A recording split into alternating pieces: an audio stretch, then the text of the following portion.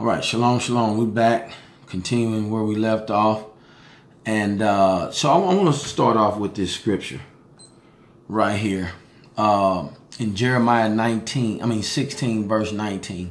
And it says, "O Yahweh, my strength and my fortress and my refuge, in the day of affliction, the Gentiles shall come unto thee from the ends of the earth, and shall say, surely our fathers have inherited lies, vanity, and things wherein there is no profit." So if we look and we see where we left off in video D of O.I.M part 3, you know, we're now in video E. Okay, we're in video E. And if we look at where we left off in video D, then we can see just what John Henry Clark said, that they colonized.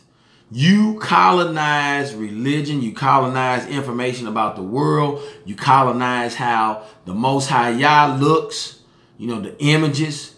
I mean, you colonize just, you know, who the holy people are. You know, I mean, it's amazing. And so then when we look at what Jeremiah says, then we could go, because remember, the seed of Japhet is the Gentiles.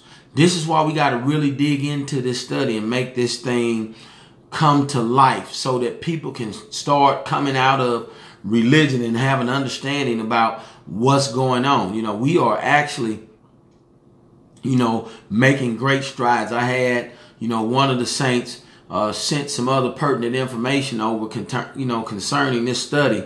And I plan on beating this study down until we just rip up all the carpet of the Gentiles and make sure people understand. Because when you start coming to this way and you are of a Gentile descent, you're not going to hide behind Torah restoration groups and Torah root movements and Hebrew root movements. You're not going to hide behind it. You're going to tell who the people are. And this is why I see why people are leaving. You know, I was telling a brother yesterday, you know, because I see that people are leaving out from where, you know, my brother, Pastor Joe Fox is. You know, it's people that's leaving out. And it's things I've already have discerned in my spirit, you know, because you have not held the truth concerning what the Most High knows and sees about his people. You have not held it in value the way that you should have. And so when I see what John Henry Clark, said, and then when I see what Michael Bradley has said, and then I look at this scripture in Jeremiah 16:19, you know, it tells you that surely our fathers have inherited lies, vanity, and things wherein there is no profit. Well, guess what? These are all the things that, according to their philosophy and mindset, this is what they build up. And so we want to be aware of that. All right, let's go to the next screen. All right, so let's look at what it says right here. The accounts of history continually shows pillage to be characteristic of Japheth. All right, so let's read this. All right, and let's get a good look at this. All right. Here we go. All right. The best of the early recorded accounts come from the father Bartolomé de la Casa, who came to America on the third voyage, all right, of Christopher Columbus. Now, so it means he traveled with Christopher Columbus on that third voyage, and so he has an account that he wants to present.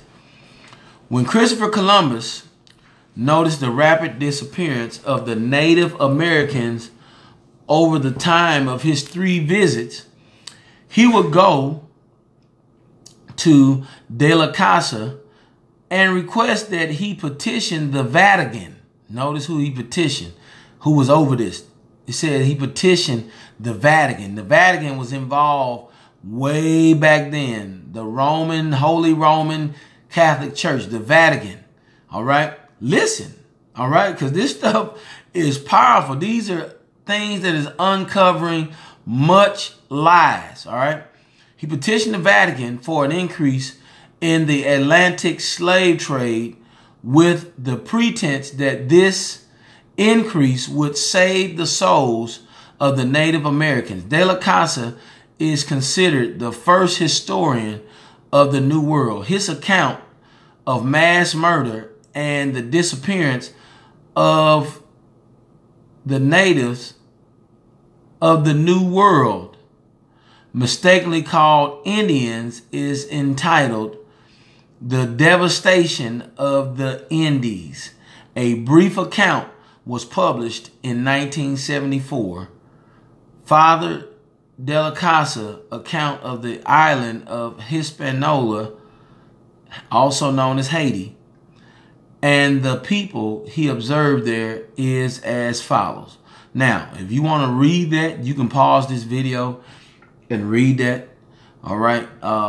Because, you know, the best thing to do is get a hold of this book and start storing up the information, you know, for yourself. Because again, you know, as I showed you in Jeremiah 16:19, Yah say they're going to come from the ends of the earth. And when you read Jeremiah 16, and I looked at that verse up, you know, in the scriptures version, and then when I looked at the precepts for that, just as Isaiah chapter 2, when it talk about all nations are going to flow to the mountain of Yah, you know, to the house of Jacob. You're going to come back, and that's when you're going to realize that all of these things that you have done, and so we ain't got to sugarcoat it no more. Obviously, Michael Bradley refers to these people as refer to the Gentiles as Europeans, and we're going to say, well, how is that? Well, okay, then when we start to go back to some of the historical things we looked at in Jubilees, when he said that the land that Japhet was given was cold. And guess what? The land that he was given had the Caucasus Mountains. And so the Caucasus Mountains was in Europe, all right? And those people in Europe are known as Europeans. And so, you know, it's amazing what's there, and we're not going to hide it. It's better now to confess to the Most High Yah and become one people with his people, all right? And again, some of you might say, well, what make you his people? Well, guess what? The Spirit expresses truth, and the Spirit has drawn his people back to him. I didn't have a problem when I was worshiping those images that we read that Michael Bradley Clark said that they colonized. Well, I didn't have a problem when I worshiped those colonized images and that packaged way of being in religion. I was striving, but the Most High Yah brought me out through prayer. It wasn't a video that woke me up. It wasn't something that somebody said. The Most High started planting these things down in my spirit. I remember when I was still teaching and I was sitting at my desk, and the Father kept bringing to me Ham, Shem, Ham, and Japhet. Shem, Ham, and Japhet. Shem, it just kept ringing. Way back in 2009, it just kept ringing, and I didn't know why. You know, that it just stood out. And my wife, you know, we talked about it, and it just, I remember us talking about it's just something to this. I don't know what, but I believe we're gonna be shown whatever it is. And then, you know, I was just trying to get back to know who Christ was. So I started reading more. I started praying more. And then the Father brought it around to my attention, you know, that point. And then even where Yah had begun to strip me of things and things that I, you know, had valued above him, you know, and not seeking the kingdom first, Yah had stripped those things away. And the first thing he showed me was the Sabbath. And so I know that we're on something, because not only was he revealing that, but he also revealing the wickedness and the crookedness of the enlarging of the seed of Japhet. So keep that in mind. All right, let's go to the next. All right.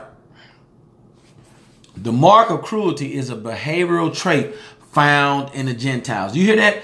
The mark of cruelty is a behavioral trait found in and among the Gentiles. Well, guess what? We saw that when we saw how, you know, Alexander, you know, went about conquest. We also saw where de la Casa's report concerning the voyages that he participated in with Christopher Columbus, and even to have the Vatican's name mentioned in and among that. then they had awareness of what was going on. So these people know what's going on. You know, religion, it ain't a new thing that people have used religion as a means of putting people in bondage, as a means of, you know, utilizing that to control the minds of people and to pillage and to rape and to kill and destroy, which is the trait that we're talking about of these people. Let's go ahead and read this. Yet into his sheep's fold, into the land of weak outcasts, there came some Spaniards who immediately behaved like ravening wild beasts, wolves, tigers, or lions that have been starved for many days. And Spaniards have behaved in no other way during the past 40 years, down to the present time. For they are still acting, notice the word that he used, acting like ravening beasts, killing, terrorizing, afflicting, torturing, and destroying the native peoples, doing all this with the strangest and most varied new methods of cruelty, never seen or heard before, and to such a degree that this island of Hispaniola, which remember was Haiti, once so populous, having a population that I estimate to be more than 3 million, has now a population of barely 200 persons. Look at this. Look at it. This is what I'm talking about. See, if you can't relate that to the Gentiles, Japhet, Europeans, if you can't relate that by now, then that's on you. That's on you, because guess what? The truth is out. Look at what it's saying. See, and then make it so bad when we go, you know, and bring in, you know, to you, you know, what is wrote in Maccabees. You're going to see that that's one of their main things. That's what they have done. They have done, like he said, they have brought in new methods that have not been ever done. And they do it in such a way because guess what? That's a behavioral trait. You when you think about what the lies behind the Holocaust, and you look at what they was examining, you look at this whole thing with Margaret Sanger and the, you know, Planned Parenthood agenda, you know, that's in every black neighborhood. What you're doing, you're destroying these babies. You're creating, you know, things. You're using the fetuses of these black babies. And so who thinks of crap like this except these people who this trait is in? This enlarging that you're doing is all a part of your plan on how you are taking over and how you are, you know, holding the world captive. And then you call yourself the holy people of Yah. How can you repackage yourself as the holy people of Yah when look at this cruelty that you're carrying out? Look what you're doing. It don't make sense. You know, but yet the Most High knows. That's why he has made sure that this thing that you do has been laid out. Now, I want to read something in 3rd Maccabees. All right, I'm going to read something. All right, in 3rd Maccabees. All right, and this is going to be chapter 4. All right, I got it highlighted. So I'm going to read this to you guys. All right, concerning this. And then we're going to jump back up here. It says the Jews deported to Alexandria. Now, if you get a chance, I want you to go and read the decree that all Jews be arrested by Bartolomé. All right, and that starts in chapter 3. 3rd Maccabees, chapter 3, starting at verse 11. And I want you to read that all the way to the end of the chapter. It goes from verse 11, all right, all the way to verse 30. But I'm going to start in chapter 4, and I want to read this, all right? Just these small things that I highlighted. It says, in every place, then there, where this decree arrived, a feast at public expense was arranged for the Gentiles with shouts and gladness, for the inveterate enmity that had long ago been in their minds. Now, when we looked up that word inveterate, it means that it is a part of them. This is what they do. This is a part of who you are. This is ingrained in you. This is innate. That word inveterate. Now, look, Gentiles and inveterate is in the same paragraph. And then you take that with what we just read from the report. And look how it referred to them. This is Michael Bradley referring to these folks as wolves and tigers and lions. And like they've been starved for many days. And then you think about it. Right here what it says about the Gentiles. That they had a feast at public expense. Was arranged for the Gentiles with shouts and gladness. For the inveterate enmity that had long ago been in their minds was now made evident and outspoken. So they wanted to destroy the Jews. This been in your mind long ago. And so when we see these pictures, because you're going to see, in some pictures that I'm going to pull up, that I'm going to flow through some of those as we go. And you're going to see that this is their proudness that they have in their enlarging. This proudness that they have when you stood around in lynchings and, the hangings that was going on. When when you stood around with Emmett Till, you drugged Emmett Till, and you mutilated him. That was a proud moment. You see, the look on the Gentiles' faces, they stand around. This is in the Bible, people. This is in the Bible that we're talking about. This ain't nothing that I'm making up. Here's Michael Bradley pointing out the same thing.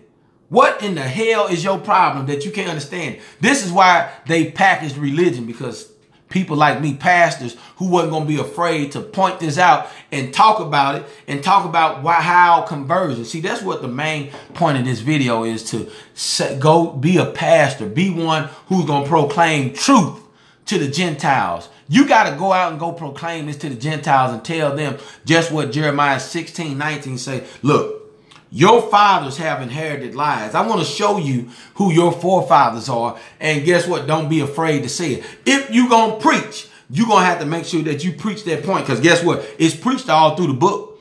Watch this. I'm going to read, in verse 5 in chapter 4 in 3rd Maccabees chapter 4. It says, for a multitude of gray-headed old men, sluggish and bent over with age, was being led away, forced to march at a swift pace by the violence with which they were driven in such a shameful manner. See, that's what it is. Even in the curses, the Most High Yah said that they were not the nation that was going to come up against his people. That's prophecy. Was not going to have regard for the young nor the old. That was one of the curses. Well, guess what? This is what they doing. And then it has in the same verse, Gentile and inveterate. Let me spell it out to you so you can go look it up right now. I-N-V-E-T-E-R-A-T-E.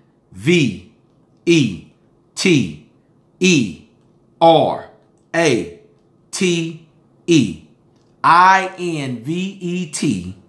All right. E-R-A-T. All right. Go look that up. Go look it up, see if I'm lying.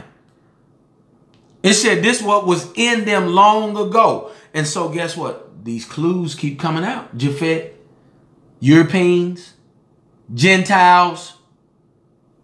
See, because if we can relate all three of those together and find out that these are of those people. Then I want you to quit saying Esau is the white man. And I want you to quit being racist towards people. Because still in this, Yah said, preach the gospel to every creature. But guess what? When you preach the gospel, guess what? You got to make sure that those who hear be welcome in. If they don't, then make sure that you do your diligence in proclaiming this truth to the Gentiles. That if they reject, then guess what? The witness is against them. Let's go ahead and finish this up and we'll be done with video E, because we have a lot to cover in this. All right. The island of Cuba is nearly as long as the distance between Valadiot and Rome. It is now almost completely depopulated. San Juan and Jamaica are two of the largest and most productive and attractive islands. Both are now deserted and devastated. On the northern side of Cuba and Hispaniola lie the neighboring Licayos, comprising more than 60 islands, including those called gigantes, besides the numerous other islands, some small, some large. The least felicitous of them were more fertile and beautiful than the gardens of the kings of Seville. They have the healthiest islands in the world, were inhabited by not a single living creature. Well, I'm sorry. Have the healthiest islands in the world were inhabited by lived more than 5,000 souls.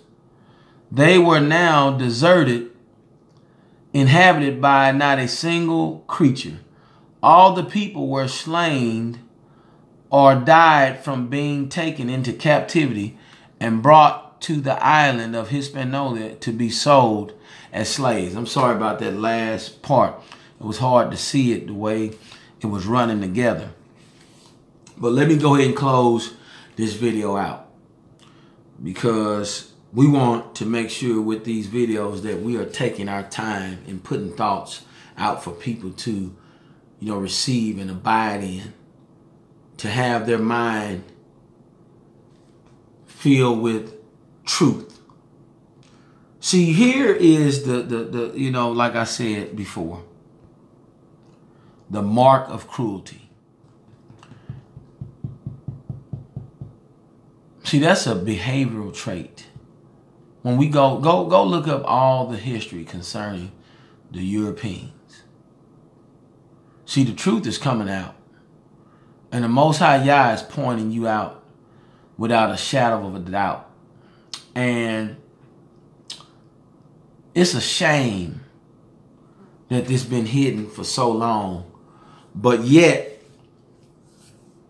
it's good that it's coming out now, because we get a chance to correct our children. See, one of the reasons why my children are homeschooled, because I would not put that Greek philosophy into my children.